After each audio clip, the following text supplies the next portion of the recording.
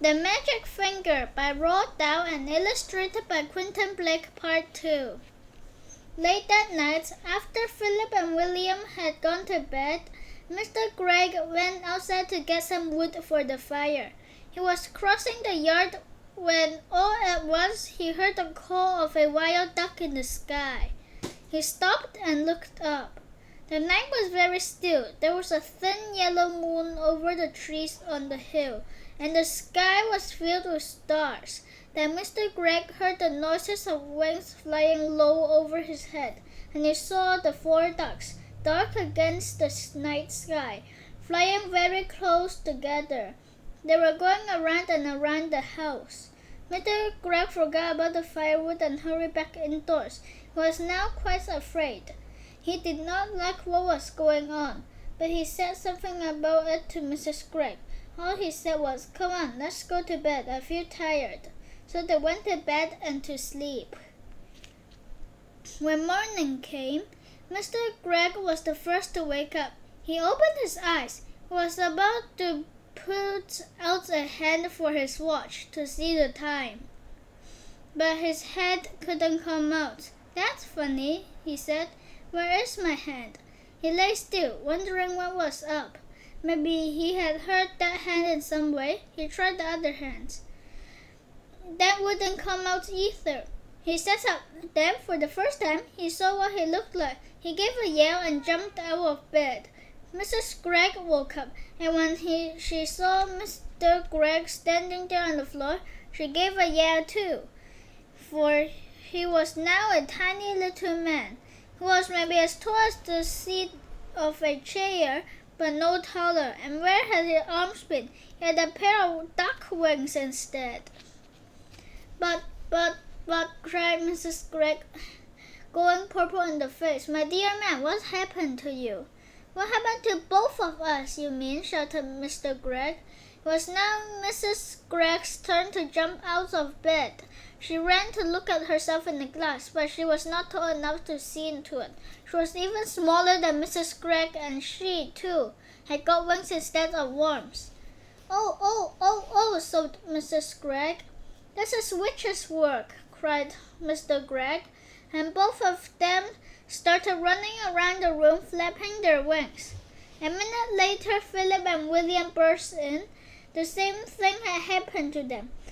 They had wings and no arms, and they were just really tiny. They were about as big as robins. Mama, chirped Philip. "Look, Mama, we can fly." And they flew up into the air. "Come down at once," said Mrs. Gregg. "You're much too high." But before she could say another word, Philip and William had flown right out the window. Mr. and Mrs. Gregg ran to the window and looked out. The 2 tiny boys were now high up in the sky. Then Mrs. Gregg said to Mr. Gregg, "Do you think we could do that, my dear?" "I don't see why not," Mr. Gregg said. "Come on, let's try." Mr. Gregg began to flap his wings hard, and at all once up he went. Then Mrs. Gregg did the same. "Help!" she cried as she started going up. "Save me!" "Come on," said Mr. Gregg. "Don't be afraid." So out the window they went, far up into the sky, and it did not take them long to catch up with Philip and William. Soon the whole family was flying around and around together. "Oh, isn't it lovely?" cried William. "I've always wanted to know what it feels like to be a bird." "Your wings are not getting tired, are they, dear?" Mr. Gregg asked Mrs. Gregg. "Not at all," Mrs. Gregg said. "I could go on forever." "Hey, look down there," said Philip. "Somebody is walking in our garden." They all looked down, and there below them, in their own garden, they saw 4 enormous wild ducks. The ducks were as big as men, and what is more, they had great long arms like men instead of wings. The ducks were walking in a line to the door of the Gregg's house, swinging their arms and holding their beaks high in the air. "Stop!" called the tiny Mr. Gregg, flying down low over their heads. "Go away, that's my house." The ducks looked up and squawked, for The first ones put out a hand and opened the door of the house and went in. The others went in after him. The door shut. The Gregs flew down and sat on the wall near the door. Mrs. Gregg began to cry. Oh dear, she sobbed. They have taken our house. What shall we do? We have no place to go. Even the boys began to cry a bit now. We will be eaten by cats and foxes in the night, said Philip.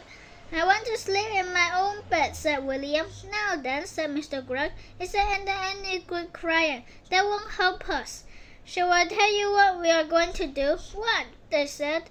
Mr. Gregg looked at them and smiled. We are going to build a nest. A nest? They said. Can we do that? We must do it. We've got to have somewhere to sleep. Follow me. They flew off to a tall tree, and right at the top of it, Mr. Gregg chose the place for the nest. Now, we want sticks, he said. Lots and lots of little sticks. Off you go, all of you, and find sticks and bring them back here. But we have no hands, said Philip. Then use your mouths. Mrs. Gregg and the children flew off. Soon they were back, carrying sticks in their mouth. Mr. Gregg took the sticks and began to start building the nest. More, he said. I want more and more sticks. Keep going. The nest began to grow. Mr. Gregg was very good at making the sticks stick together. After a while, he said, That's enough sticks. Now I want leaves and feathers and things like that to make the inside nice and soft. The building of the nest went on and on. It took a long time, but at last it was finished. Try it, said Mr. Gregg, hopping back. He was very pleased with his work. Oh, isn't it lovely? Cried Mr. Gregg, going into it and sitting down. I feel I might lay an egg any moment. The others all got in beside her. How warm it is, said William. And what fun to be living so high up, said Philip. We may be small, but nobody can hurt us up here. What about food? Said Mrs. Gregg. We haven't had a thing to eat all day. That's right, Mr. Gregg. So we will now fly back to the house and go in by an open window and get a tin of biscuits when the ducks aren't looking. Oh, we'll be packed to bits by those dirty great ducks, said Mrs. Gregg. We shall be careful, my love, said Mr. Gregg, and off they went. But when they got to the house, they found all the windows and doors closed. There was no way in.